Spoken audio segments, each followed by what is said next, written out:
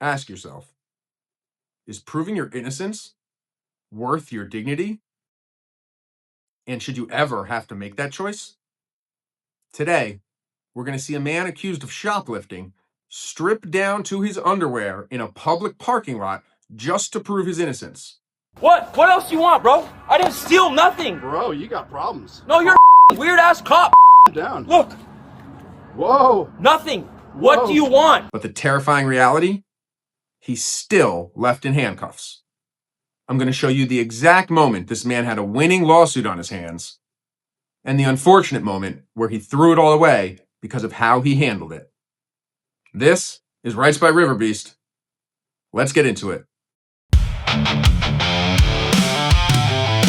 Know the rules, hold the line. Silence isn't guilty, it's a design. From the trunk to the bag, they need probable cause. Rights by Riverbeast. Brush up on your laws.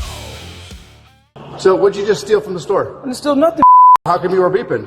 I don't You're not free to go. Yes, I am. No, you're not free to go. He's running in a dead sprint down the side. 83 Sam. Oh, no. Send me another unit, Coastal. I didn't steal nothing, bro. Well, you ain't leaving. You're not free to go. You're I didn't do nothing. You're beeping. I'm not beeping.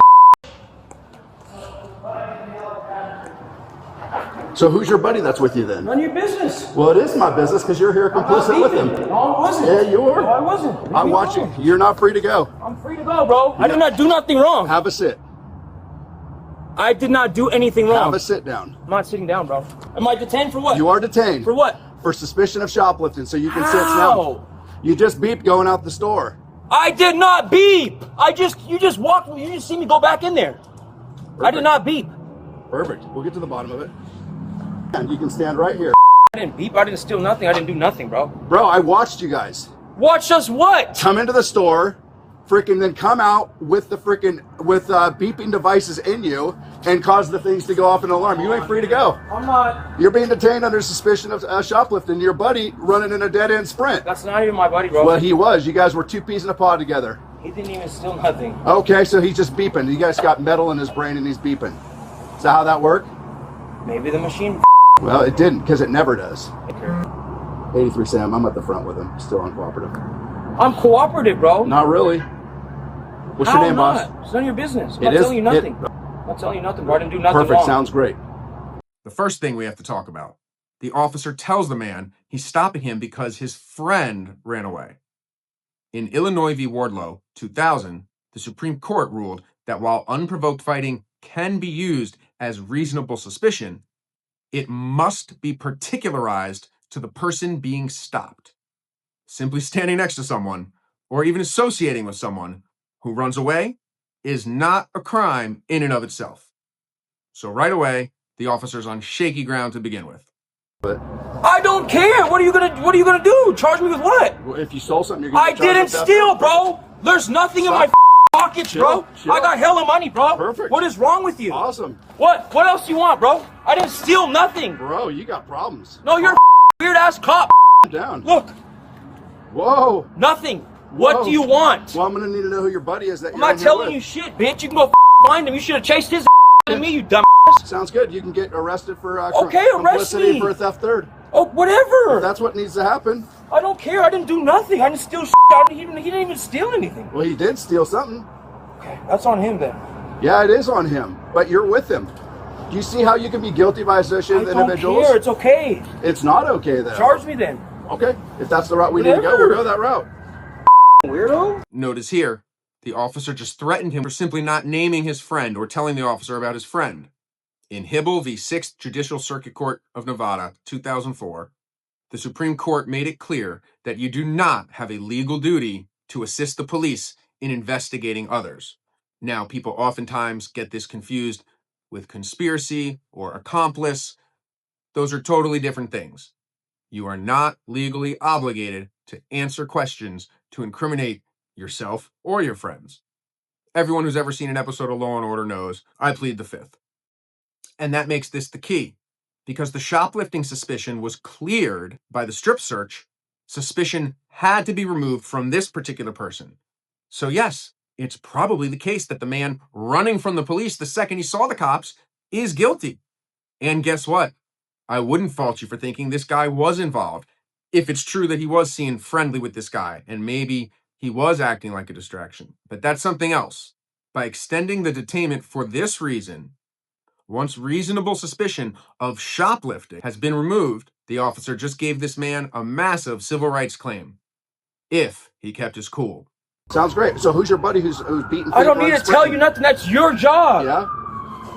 I don't know why he ran. I don't know what the was wrong with him. Perfect. Weirdo. And where's your buddy that hightailed it the second we got here? So he's being super don't uncooperative. know. If you guys don't mind touch just me, chilling please. with him. Not His buddy doing anything came wrong. in. I'm gonna go Listen watch to my video. partner. I'm He listening. beeps and he tells me to off inward, I and then didn't his beep, buddy sir. sprints. You're on So body cam, so I'm we're gonna gonna go hear get. I'm gonna go get video if you guys will chill with him. He won't identify himself, but his buddy, he threw everything out of his box. I haven't searched him. However, he's being very uncooperative. I'm not being uncooperative. Don't detain me, bro. He's been yet to be ID'd. I'm gonna go get video real quick.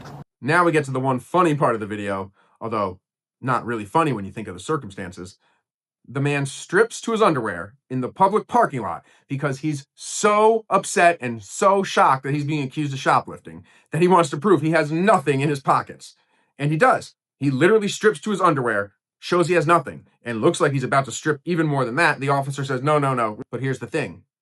Once he did this, he walked himself right in to Schneckloth versus Bustamante. He walked himself right in to Schneckloth versus Bustamante. I have no clue if I'm butchering those names. I've never been able to say them. That's how they look to me. So that's what we're going with. Schneckloth versus Bustamante. But the important part is the legal ruling. And in this 1973 case, it established that voluntarily consenting to a search makes it legal. And I think it's pretty clear that by stripping down, he was voluntarily consenting to that search. Now, in this case, he didn't shoplift, so I guess it didn't matter. But still, that's the legal framework. But here's where him stripping was actually a genius move. Once he showed he had no items on him, so he could not possibly have been shoplifting, the reasonable suspicion is dead. The detention should be over immediately. At the time of this video release, we're at 860 subscribers, 140 away from that 1,000 milestone. Can't thank you guys enough for the support so far.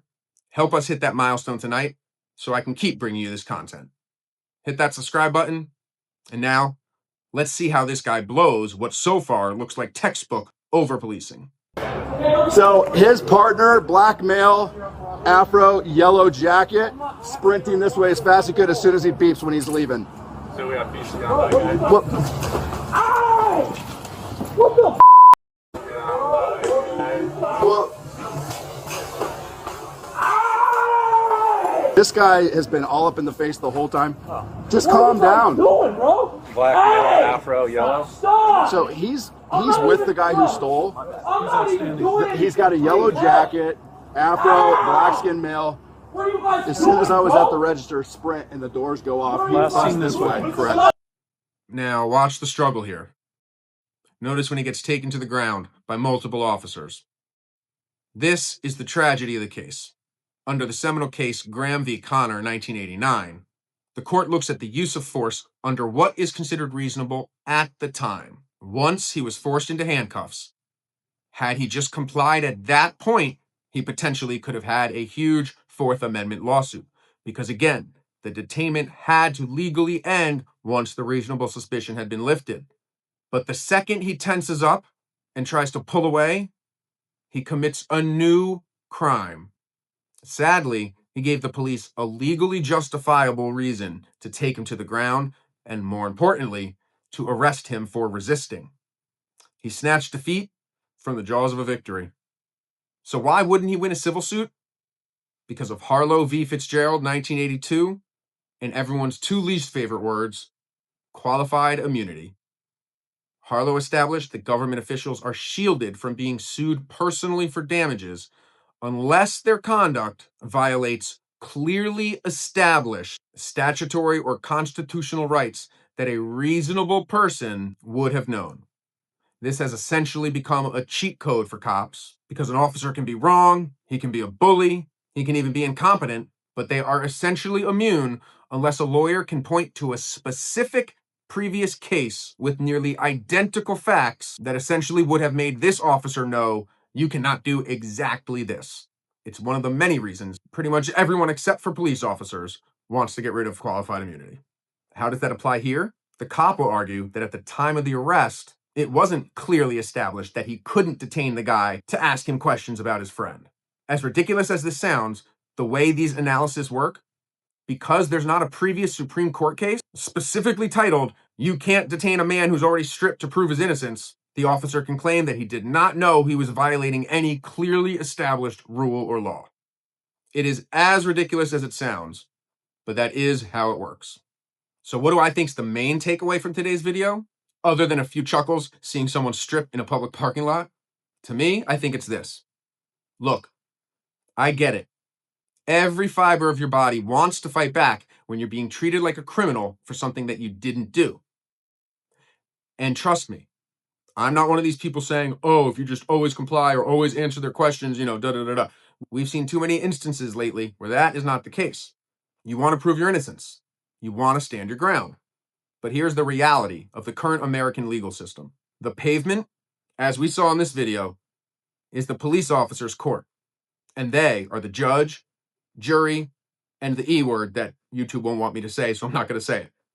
By stripping down, this man tried to win a debate. By tensing up, he tried to win a fight. Unfortunately, he lost both. If you ever find yourself in this situation, first of all, please do not strip in a public parking lot to prove your innocence. Do not argue. And for the love of God, if you are getting arrested, do not fight back.